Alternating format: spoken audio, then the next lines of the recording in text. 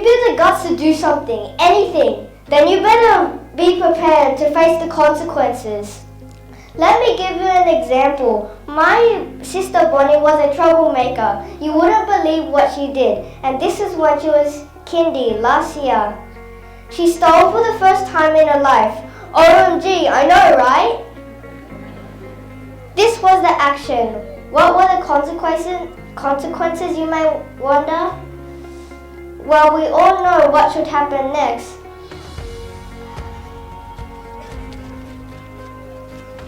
My parents would be like, Bonnie, why did you do that? It is wrong to steal, especially when it's not yours. You're lucky you're little, but if you do this when you're older, you will be in so much trouble by the police. My poor sister, it wasn't the end of this.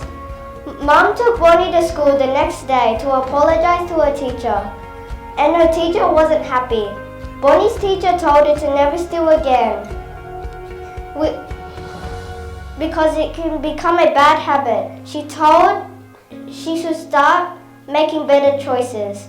We all make mistakes and bad choices, but in the end, our choices make us. Remember that. Oh, hang on. Oh, what? Is that Donald Trump back there? Major, look. Sorry, I shouldn't have lied, because you wouldn't believe me.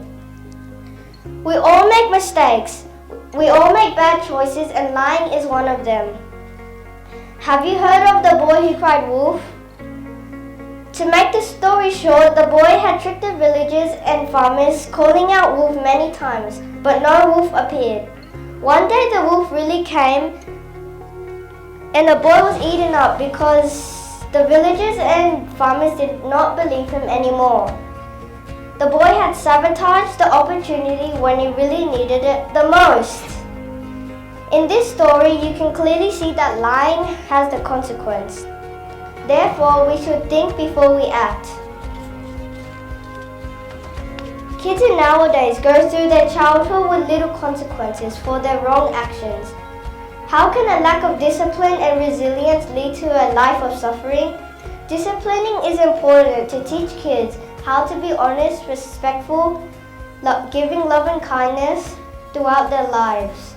If kids are not taught these morals at a young age, they wouldn't be resilient and bounce back on any tough situations. Their thoughts would be shallow, actions will cause sufferings to themselves and others. Therefore, children need to reflect on their consequences of their actions to avoid reckless and victim-based thinking. Thank you.